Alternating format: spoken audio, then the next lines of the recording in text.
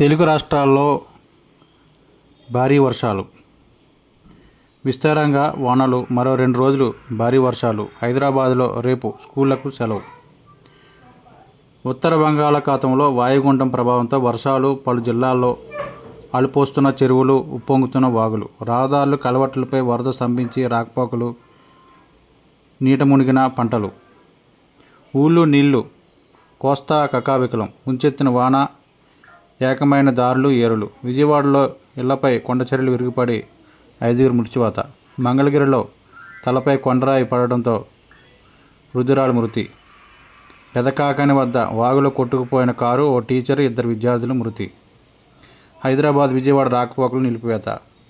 హైదరాబాద్ విజయవాడ జాతీయ రహదారిపై జగ్గయ్యపేట నందిగామ మధ్యలో తోపుచర్ల వద్ద వరద నీరు ఉధృతంగా ప్రవహిస్తుండటంతో హైవేపై వాహనాల రాకపోకలు నిలిపివేశారు.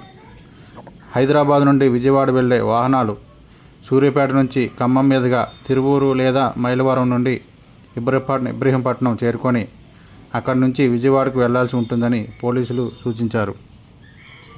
తెలంగాణలో 14 జిల్లాలకు రెడ్ అలర్ట్. తెలంగాణ రాష్ట్రంలో 14 జిల్లాల్లోని వాతావరణ శాఖ రెడ్ అలర్ట్ ప్రకటించింది. ఆదిలాబాద్, భద్రాద్రి కొత్తగూడెం, జయశంకర్ భూపాలపల్లి, జోగులాంబ, గద్వాల, కామారెడ్డి, కరీంనగర్, ఖమ్మం, మహబూబ్నగర్, నాగర్ కర్నూల్, నల్గొండ, పెద్దపల్లి, వనపర్తి, నారాయణపేట్, నిర్మల్ జిల్లాల్లో భారీ నుంచి అతి భారీ వర్షాలు నమోదయ్యే అవకాశం ఉందని హెచ్చరించింది. ఆయా జిల్లాల కలెక్టర్లు, ప్రభుత్వ యంత్రాంగం అప్రమత్తంగా ఉండాలని. రాష్ట్రంలో మరో 10 జిల్లాలకు ఆరెంజ్ అలర్ట్, 8 జిల్లాలకు ఎల్లో అలర్ట్ జారీ చేసింది. అప్రమత్తంగా ఉండండి అంటూ సీఎస్ శాంతకుమారికి సీఎం రేవంత్ ఆదేశం. సీజనల్ వ్యాధులపై జాగ్రత్త అంటూ వైద్య సిబ్బందికి మంత్రి దామోదర్ సూచన. అలాగే మళ్ళీ కృష్ణమ్మ పరవళ్లు. బంగాళాఖాతంలో అల్పపీడన ద్రోణి ప్రభావంతో పశ్చిమ కనుమల్లో విస్తారంగా వర్షాలు. ఆల్మట్టి, నారాయణపూర్ డ్యాంకు పోటెత్తిన కృష్ణమ్మ. శ్రీశైలం ప్రాజెక్టుకి 4.1 లక్షల క్యూసెక్కుల వరద.